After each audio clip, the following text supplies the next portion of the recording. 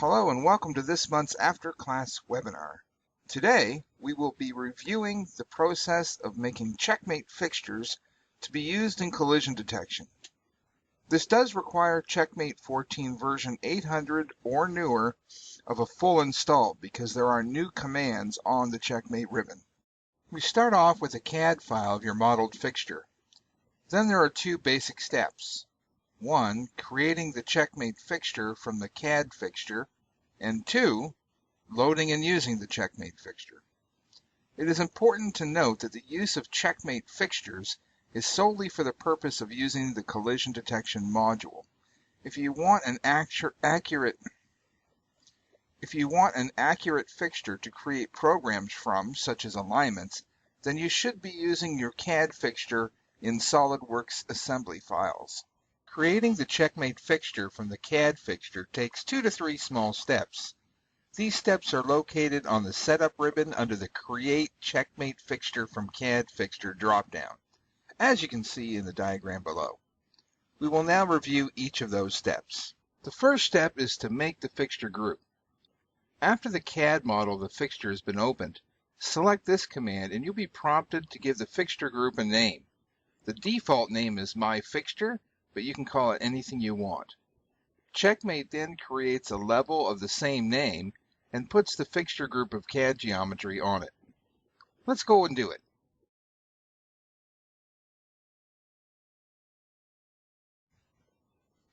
In this example, the fixture CAD file was in the form of a step file.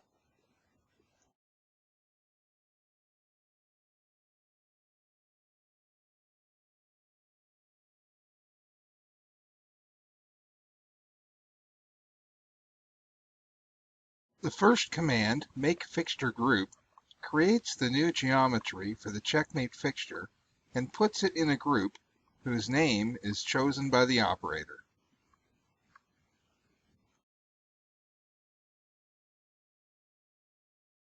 Notice that once we give the CheckMate fixture a group name, a level is created of the same name where the new CheckMate fixture is placed. Let's hide the CAD geometry and unhide the newly created CheckMate fixture. You'll notice that the CheckMate fixture is a much darker color. The second step is an optional step.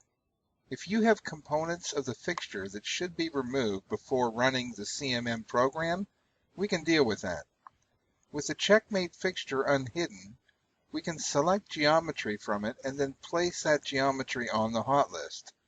Then, executing the second command, Make Fixture Parts Removable, those hot entities will be moved to a new level with the same name but with an underbar 1 after it so that this component or level can be set on or off at will. Let me show you. On this fixture, there is a vertical plate on the end that has a horizontal post locator. Once the part is mounted onto the fixture, this piece has to be removed. Using CheckMate's Hot Plus and Hot Minus tools, we want to make just that removable feature hot.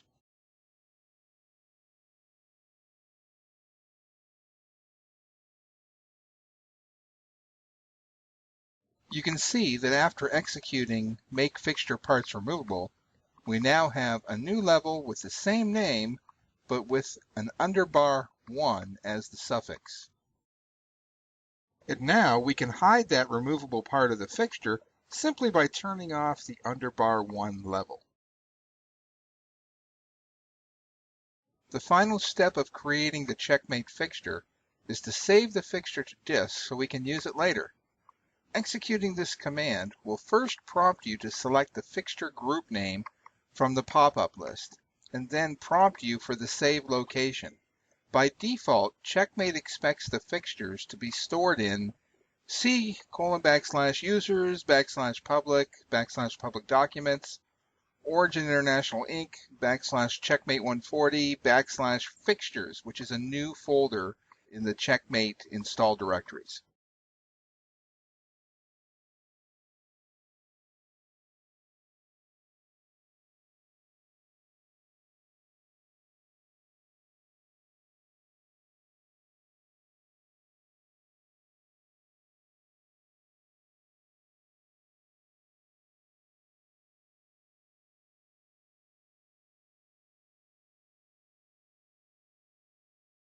After loading your part file into CheckMate for SolidWorks, then you can load the CheckMate fixture that you just created. The command for this is under the Setup ribbon, and it's Load a CheckMate Fixture. Once you load the CheckMate fixture, it might not be in the correct location with respect to your part. So if you need to move its location to get it onto the part, you can make the fixture hot and use CMTrans or Translate Rotate Hot Entities commands. Let's show you how to do that.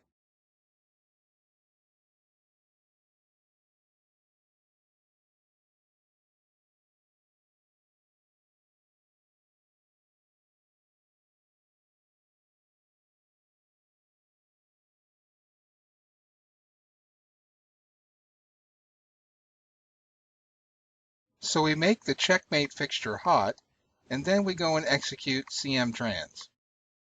With CMTrans, the first thing we want to do is rotate the CheckMate fixture 90 degrees about the y-axis so that its base is parallel to the part base. Don't forget to select just the hot entities with CMTrans, otherwise you'll be rotating everything. Now we want to rotate the CheckMate fixture 90 degrees about X counterclockwise, which is minus 90 degrees.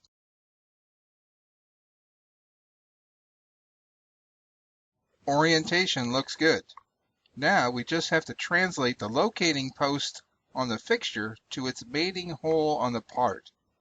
Although we don't have to be perfectly accurate with our picking, I am going to put a circle measurement on the part that I can use for simple picking for CMTrans again.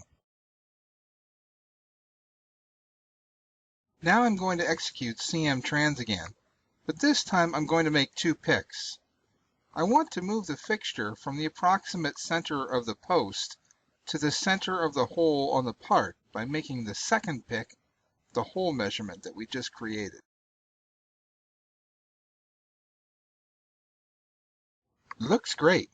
Now we just need to move the CheckMate fixture up so that the two mating surfaces are touching each other. We do CMTrans one more time, picking anywhere on the fixture mating surface and then anywhere on the part mating surface. Because we just want to CMTrans the fixture up the X direction, we will manually change the Y and Z offsets back to 0. Ah, looks perfect. Let's take everything off the hot list. Just so we don't have to go through this process every time we use the CheckMate fixture, now would be a good time to save fixture group to disk again, now that we have it in the correct orientation and location. Okay, let's perform a collision detection, since that is why we loaded this CheckMate fixture in the first place. Oops, we have a collision on the removable fixture piece that we forgot to remove. Let's turn off that level for the removable fixture piece and run collision detection again.